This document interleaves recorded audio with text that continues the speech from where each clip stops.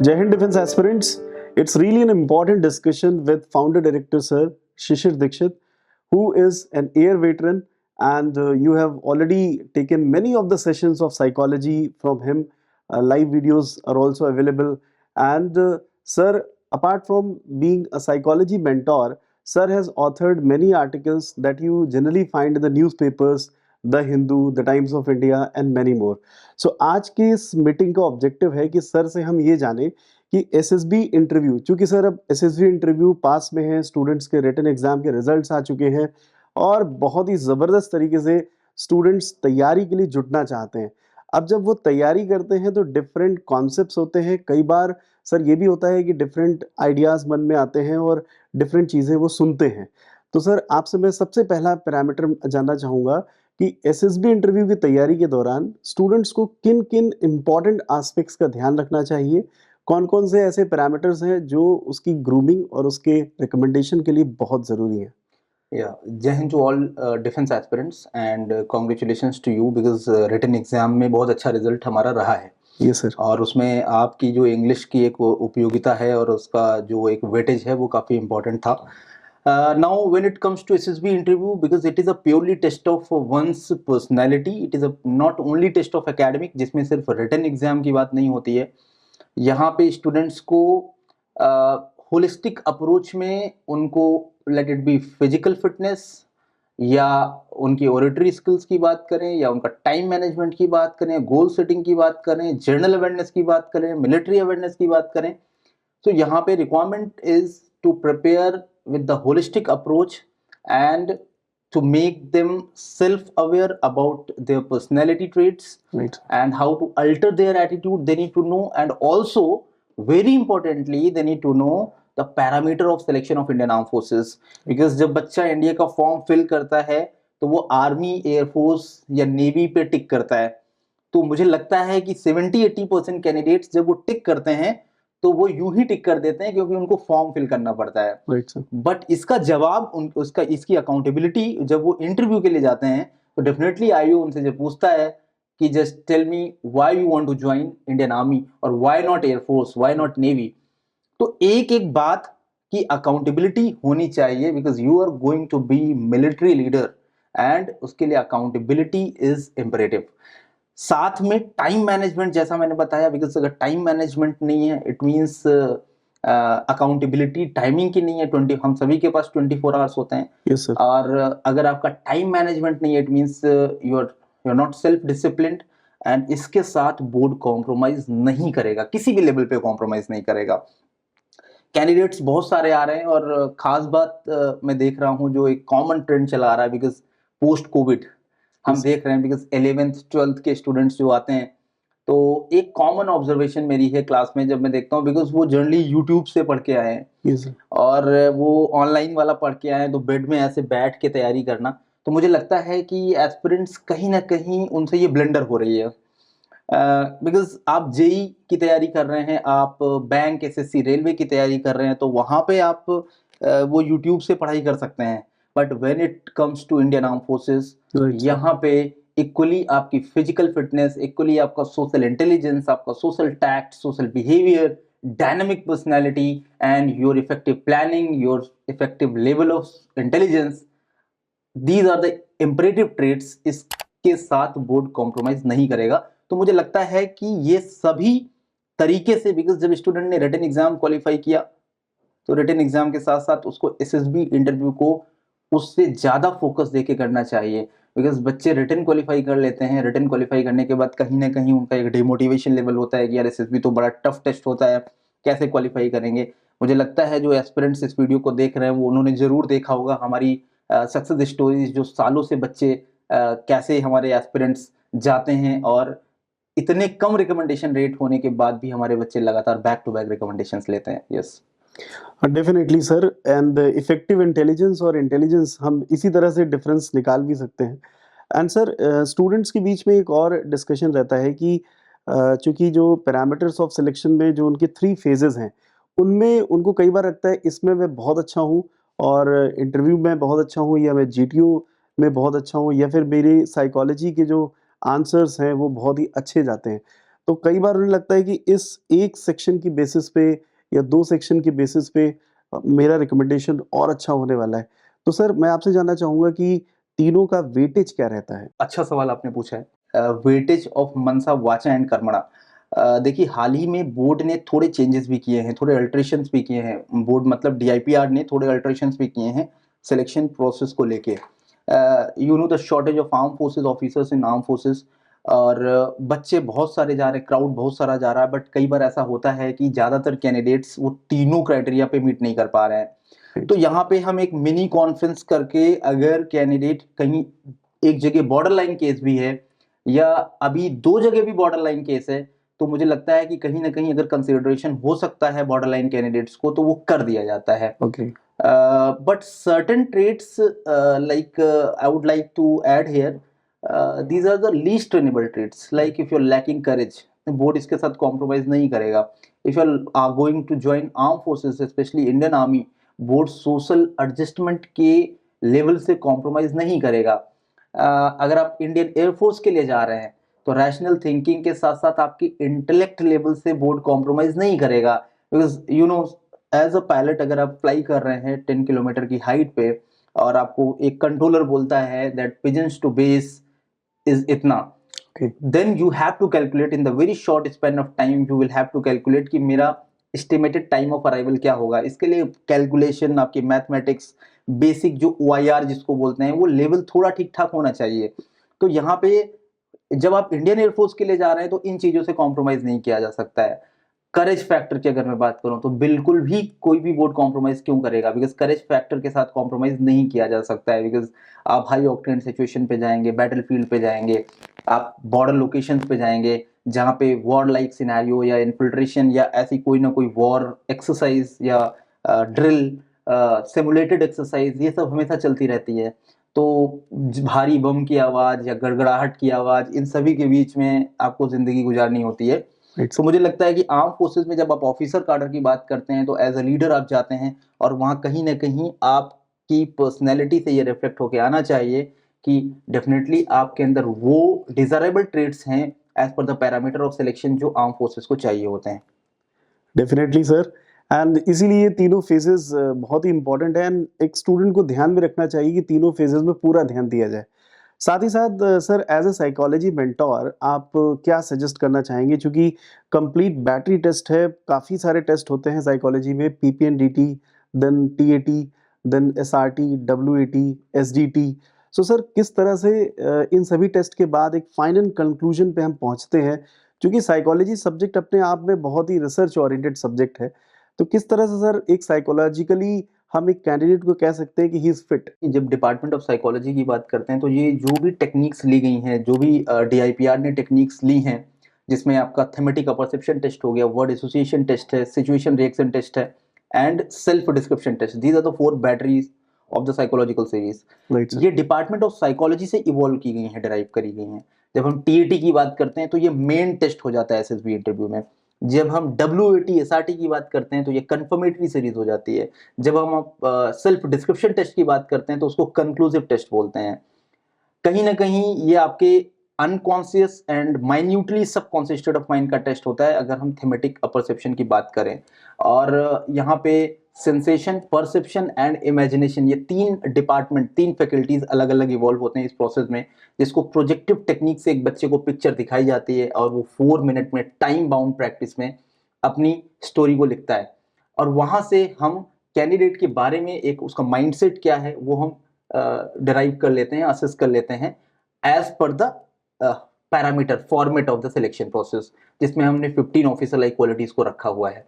तो जो type of slide बच्चे को दिखाई जाती है, जैसे टीएटी की एक स्टोरी को दिखा दिया गया, तो हर पर्टिकुलर पिक्चर को उसका स्लाइड का डिफरेंट स्ट्रक्चर होता है, और डिफरेंट ऑफिसर लाइक क्वालिटी को हम असेस कर रहे होते हैं। तो टीएटी की बात करूं या पीपीएनडीटी की बात करूं, यहाँ पे रेलेवेंट स्टोरी, प्रीकंसीव्ड नहीं होनी चाहिए, बोरोड आइडिया नहीं होना चाहिए, मकडअप अप्रोच नहीं होनी चाहिए। कैंडिडेट्स को मैंने देखा है कि वो टॉप रेटेड बुक्स को ढूंढते हैं, टॉप रेटेड बुक्स को देख के वहां से लिख के चले जाते हैं। और मैंने भी देखा क्लास में, आई वाज सरप्राइज जब मैंने देखा कि एक कैंडिडेट ने राम को हीरो बना दिया और श्याम को विलेन बनाया, राम हीरो इसलिए है क्योंकि श्याम विलन है, क्योंकि श्याम एक हेवली ड्रिंकर है और उसका लीवर डैमेज हो जाता है और राम उसको कंसोल करता है, पेसिफाई करता है, उसको जाके ट्रीटमेंट कराता है, इसलिए राम हीरो हो जाता है। तो मुझे लगता है कि कहीं ना कहीं कि ये जो बुक्स हैं, टॉप रेटेड बुक्स हैं, या फिर आपने देखा होगा कि बहुत सारे ई इंटरफेस में कोविड टाइम में हर कोई एसएसबी पढ़ा रहा है और कोई भी एसएसबी की ट्रेनिंग देता है। तो कहीं ना कहीं मुझे लगता है कि क्वालिटी कंटेंट की जो कमी है मार्केट में, तो बच्चे बहुत ही रॉन्ग ट्रेनिंग लेके आते हैं। जब यहाँ पे आते हैं तो उनको साइंटिफिकली पता ही नहीं होता है कि किस टेस्ट का क्या बोल रहे हैं, स्लाइड क्या दिखाई जा रही है, डब्ल्यूएटी में वर्ड कुछ दिया जा रहा है। तो कैंडिडेट्स को यहाँ पे जरूर ध्यान से समझना चाहिए कि इस टेस्ट में इसका रिक्वायरमेंट क्या है, इस टेस्ट का डॉक्ट्रिन क्या है और हमें क्या करना है, और प्री कंसीव्ड नोशंस के साथ नहीं जाना है, ओवर कोच्ड नहीं बनना है। It is also very important. Yes, yes. और बहुत सारे स्टूडेंट्स क्या करते हैं कि वो वीडियो देखा, वीडियो में देखा, उसने वो स्टोरी बोली है या उसने बोला है कि मैं आर्मी इसलिए ज्वाइन करना चाहता हूँ, तो वो मगडअप अप्रोच के साथ जाते हैं और मुझे लगता है कि वो नेचुरल अपनी जो थिंकिंग है, जो अपना रियल यू है, उसको नहीं प्रोजेक्ट कर पाते हैं। तो यहाँ जब स्टूडेंट्स आते हैं तो हमारा एक ही प्रोसेस होता है कि हम उनको रियल यू प्रोजेक्ट कराते हैं, हम रियल लाइफ एक्सपीरियंसेस को ऐड कराते हैं, हम उनके पीआईक्यू को डिटेल्ड एनालिसिस करते हैं, उनकी राइट प्रोफाइल मैपिंग करते हैं, जिससे उनका प्रोजेक्शन लेवल राइट होता है और उनको ये पता होता है कि ब्रॉडर विजन क्या है, उनका गोल सेटिंग की अगर मैं बात करूँ तो उनके लॉन्ग टर्म प्लान्स क्या होते हैं। ये सारी क्लैरिटी के साथ हम कोशिश करते हैं कि अपने हर स्टूडेंट को हम इस बारे में बताएं और वो क्लैरिटी दें, जिससे वो एसएसबी इंटरव्यू में जाता है तो उसको हाई ग्रेड के साथ चांस हो। बिकॉज ये भी इंपॉर्टेंट है, बिकॉज अभी मेरिट इंटरव्यू आउट होने का भी चांस काफी हो जा रहा है बच्चों का। Yes, sir. कोई भी एंट्री हो, चाहे जी. कैट हो या एनडीए एंट्री हो, तो हाई ग्रेड के साथ आप कैसे क्वालिफाई करेंगे? रिटन एग्जाम तो कहानी स्टोरी खत्म हो जाती है, रिटन आपने जितना क्वालिफाई कर लिया वो आपका डिक्लेयर हो चुका है। Sir. नाउ अभी स्कोप आपके पास कहाँ पे है, आप हाई ग्रेड सिक्योर कर सकते हैं अपने एसएसबी इंटरव्यू में।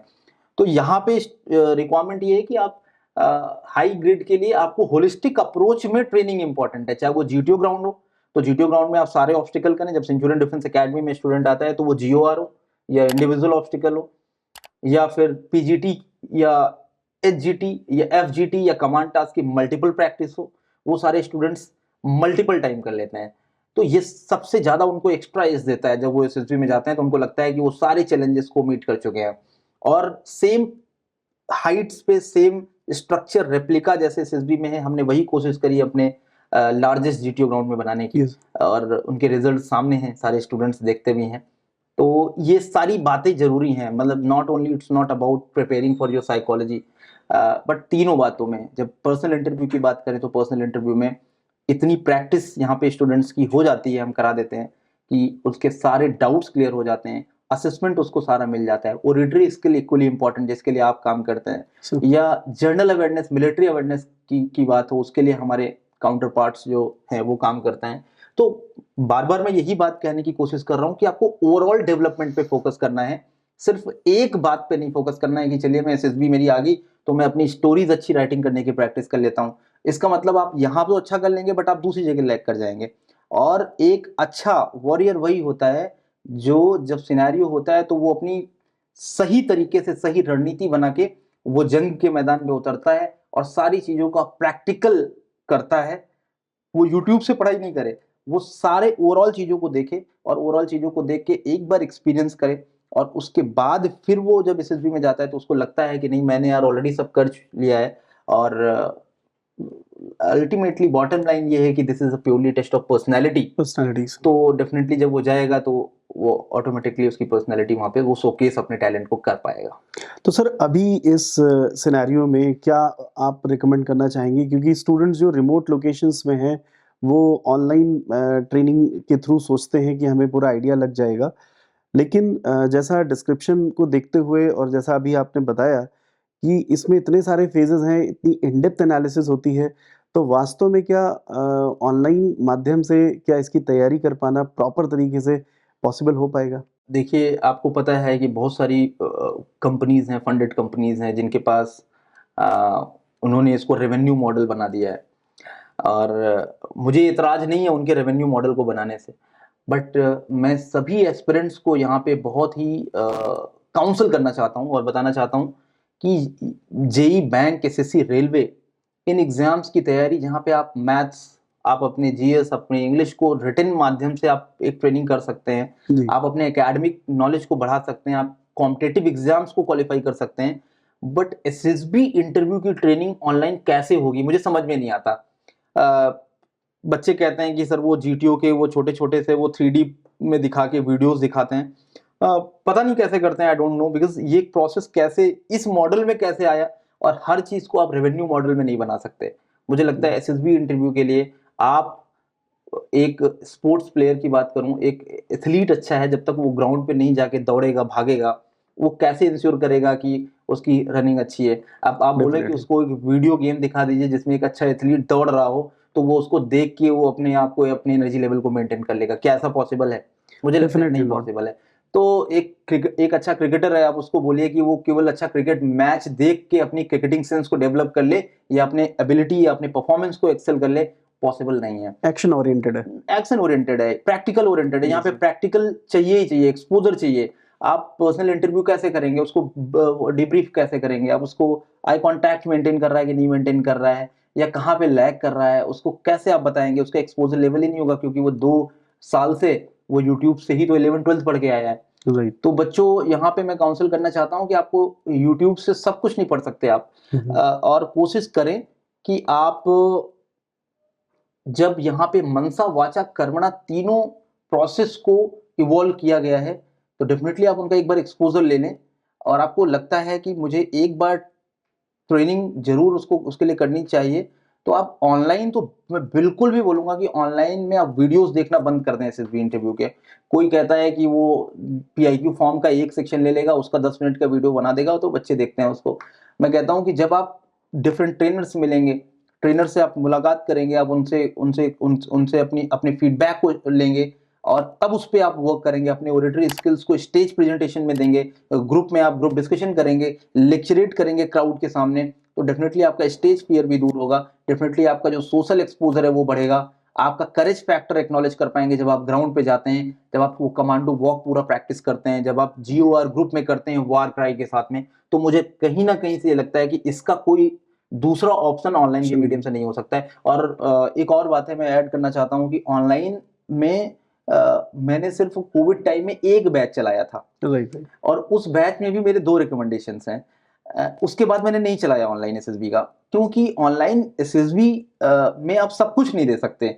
यस, हाइब्रिड में दे सकते हैं आप। ग्राउंड ट्रेनिंग के लिए आपको कैसे आप करेंगे ग्राउंड ट्रेनिंग? आप बच्चे को असेसमेंट कैसे बताएंगे उसके इंटरव्यू का, कि कैसे वो एंट्री कर रहा है, उसका वॉकिंग सेंस कैसा यस। है, उसका सिटिंग पोस्चर कैसा है। आप हर चीज ऑनलाइन सेशन से, वीडियो कॉल पे नहीं कर सकते हैं। यस सर, डेफिनेटली, क्योंकि हर एक सेक्शन का अपना एक लिमिट है, और जैसा इन फेजेस को देखते हुए ऑनलाइन कर पाना बिल्कुल।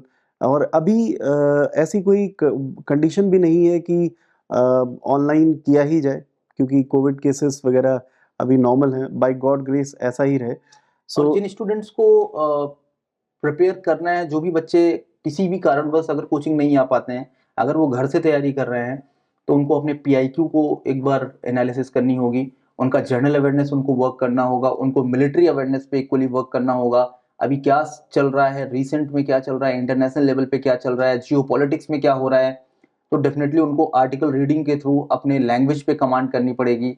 और ये सब आप घर से भी रह के कर सकते हैं। बहुत सारी ऐसी बातें हैं कि आप अगर घर से रह के ही तैयारी करना चाहते हैं, तो घर से रह के आप कर सकते हैं। स्टोरी राइटिंग की प्रैक्टिस करें, टाइम बाउंड प्रैक्टिस करें, उसकी एनालिसिस करें, और वीडियोस के माध्यम से सेंचुरियन डिफेंस एकेडमी में मुझे लगता है हर वीक में पीपीएनडीटी आती है, उससे आप देखें, उससे आप सीखें। और ओवरऑल आप अपने अपने पे सबसे ज्यादा यही है कि आप managing self and self awareness, यहाँ से आप पे काम करिए, अपने टाइम मैनेजमेंट पे काम करिए, अपने फिजिकल फिटनेस पे काम करिए, और इन चीजों के साथ करके डेफिनेटली आप एक लीड कर सकते हैं, आप एक्स्ट्रा एज ले सकते हैं एसएसबी में। बिकॉज जब आप क्राउड में जाएंगे, तो आपका परफॉर्मेंस कैसे नोटेबल हो, प्रोसेस ऑफ एलिमिनेशन राउंड को आप कैसे क्लियर करेंगे, जिसको स्क्रीनिंग राउंड भी आप बोलते हैं, इन सब के लिए आपकी एक डिटेल्ड प्लानिंग होनी चाहिए, और टाइम कम है।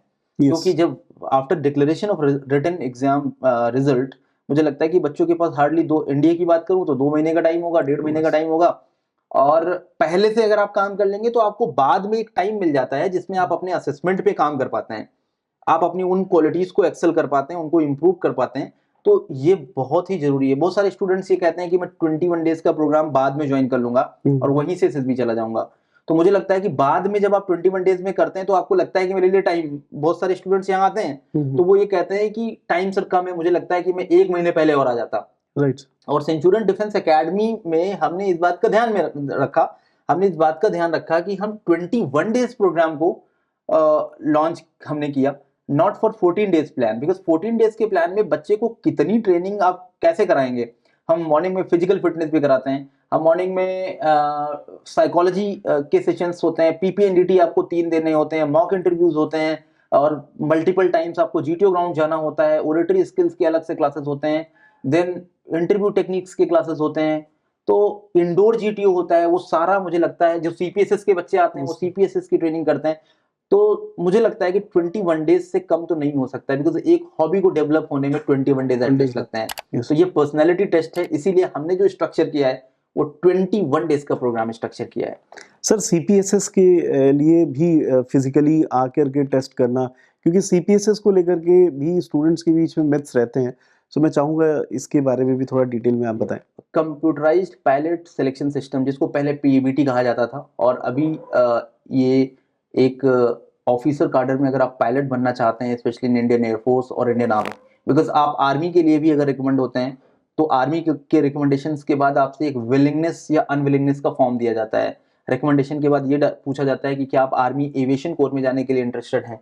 तो कैंडिडेट्स को ये पता नहीं होता है, वो रिकमेंड हो जाते हैं तो वहां से कॉल करते हैं कि सर वो फॉर्म एक नया आ गया, इसमें क्या करना है मुझे। तो पहले से ही अवेयर आप रहिए, पहले से ही आपको पता होना चाहिए, एटलीस्ट प्रोसेस के बारे में पता होना चाहिए। सीपीएसएस एक ऐसा टेस्ट है जिसमें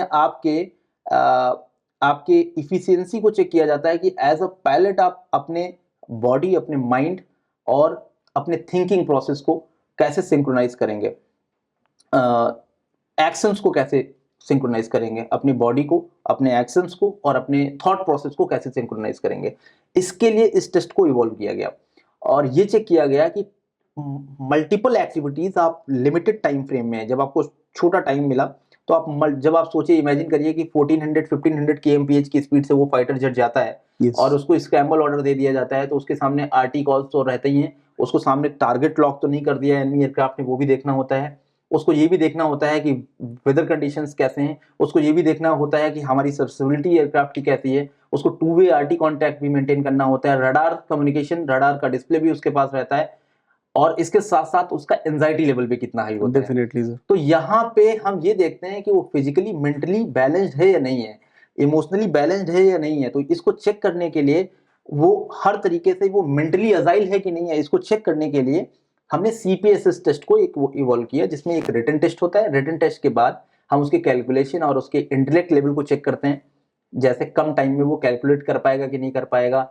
वेदर रीडिंग कर पाएगा कि नहीं कर पाएगा, और जो एयरक्राफ्ट के साथ ड्रिल्स होती हैं या मिलिट्री एक्सरसाइज होती हैं उसमें वो सिमुलेटेड एक्सरसाइज में एरर तो नहीं करेगा, बिकॉज आप भी समझ रहे हैं कि एक वर्थ एयरक्राफ्ट की कितनी होती होगी जब वो फाइटर एयरक्राफ्ट को जाके उसको लीड करता है एज अ पायलट, पूरी जिम्मेदारी उसकी होती है। और एक भी मेंटेनेंस एरर होता है, अगर एक भी फेलियर होता है तो वो एक्सीडेंट या इंसिडेंट में लीड करता है। तो जब ऐसे चैलेंजिंग सिनेरियो होता है तो वहां पे माइंड का एक्टिवेशन इज हाईली इंपरेटिव।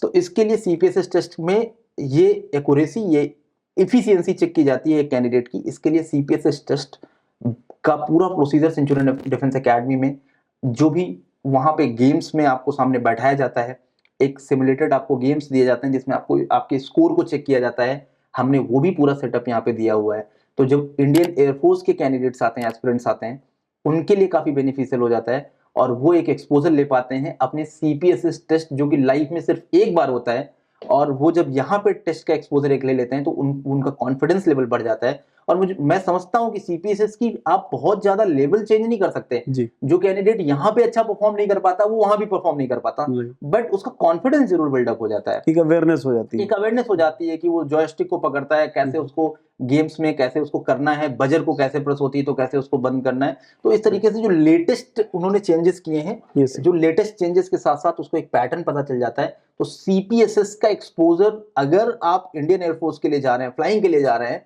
तो मुझे लगता है कि आपको एक बार जरूर ले लेना चाहिए। और उसके लिए आप सेंचुरियन डिफेंस एकेडमी में आके उसकी कंप्लीट ट्रेनिंग, उसका पूरा रिटन के जो एग्जाम के जो क्वेश्चंस होते हैं वो क्या होते हैं, डेफिनेटली उसके लिए आप सेंचुरियन डिफेंस एकेडमी में उसकी कंप्लीट ट्रेनिंग लेके एक अपना एक्सपोजर ले सकते हैं, जिससे आप अपना कॉन्फिडेंस लेवल को बूस्ट कर सकते हैं। So these were the important points, and thank you so much, sir, for your valuable time. I hope many points have been cleared in this discussion. And Centurion Defense Academy welcomes those candidates who are going to prepare for SSB interview. So we welcome all aspirants and we share best wishes. And see you in the next live video. Jai Hind, Jai Bharat. जय Hind to all defence aspirants, thank you, जय हिंद।